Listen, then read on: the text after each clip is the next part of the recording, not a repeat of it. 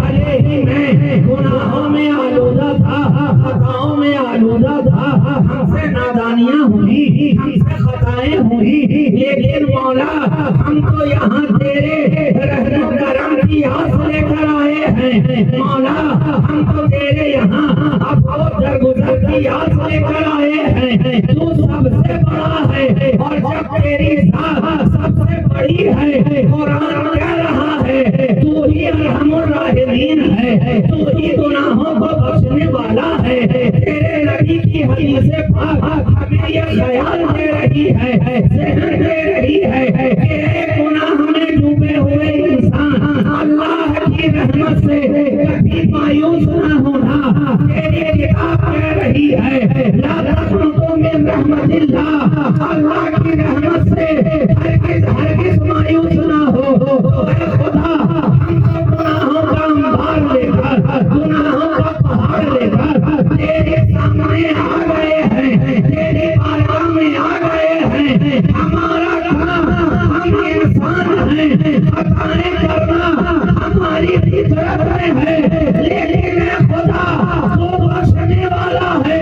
تو چاہے تو گنہگار کو بخش دے، تو چاہے تو خطاکار کو بخش دے۔ تیری رحمت کا یہی تقاضا ہے کہ جب گناہوں میں ڈوبا انسان ندامت کے آنسو لے کر تیری بارگاہ میں سر سجود ہو جاتا ہے اور اپنے گناہوں سے توبہ کر لیتا ہے، تو تیری ذات وہ ہے یہ نہیں دیکھتی ہے کہ کتنا گناہ کیا ہے، یہ دیکھتی ہے کہ میری بارگاہ میں آ گیا ہے، سارے گناہوں کو معاف کیا، ساری خطاؤں سبحان اللہ سبحان اللہ تو یہ اللہ اکبر اللہ اکبر یا رسول اللہ یا رسول اللہ زندہ باد زندہ باد زندہ باد زندہ باد۔ خطائیں کرنا یہ تو بندوں کا کام ہے۔ کون ایسا انسان ہے جو یہ دعویٰ کرے کہ مجھ سے کبھی کوئی خطا ہوئی ہی نہیں، کبھی کوئی گناہ ہوا ہی نہیں، کبھی کوئی غلطی ہوئی ہی نہیں؟ کوئی ہے جو ایسا دعویٰ کر سکتا ہے؟ ہاں، اس کائنات کے اندر انبیاء کرام کی ذات وہ ہے کہ جسے اللہ نے معصوم عن الخطا قرار دیا۔ نبیوں کی ذات، رسولوں کی ذات وہ ہے کہ جو گناہوں سے پاک ہے، ان سے گناہ ہو نہیں سکتا۔ اور اولیاء کرام کی ذات، نبیوں کی ذات معصوم عن الخطا، اور ولیوں کی ذات محفوظ عن الخطا۔ نبیوں کی ذات وہ ہے کہ جن سے گناہ ہو نہیں سکتے، اور ولیوں کی ذات وہ ہے کہ خدا ان سے گناہ ہونے نہیں دیتا۔ سبحان اللہ اس لیے کہ وہ اللہ کے مقرب ہیں، محبوب ہیں، قریب ہیں، اللہ کے دوست ہیں۔ تو جب کوئی کسی کے قریب ہو جاتا ہے، بہت زیادہ قریب ہو، بہت قریب ہو، تو اس کے قریب رہنے والا یہی چاہتا ہے کہ یہ میرے قریب ہے تو میرے صفات سے یہ بھی متصف ہو جائے۔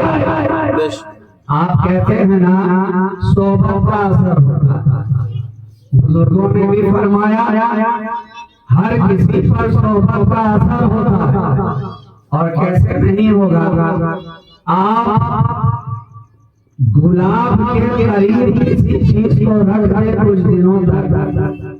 تو بھلے ہی وہ گلاب نہ ہو، مگر قریب رہنے کی وجہ سے جب آپ اسے اٹھا کر سونگھیں گے تو اس سے بھی گلاب کی خوشبو ہے نا؟ کیونکہ وہ گلاب سے قریب رہا، بھلے ہی وہ گلاب نہ تھا، لیکن جب قریب آ گیا، ساتھ ہو گیا، قدموں میں آ گیا، وابستہ ہو گیا، تو اب گلاب کی خوشبو لیے آ رہی ہے کیونکہ وہ قریب تھا اسی طرح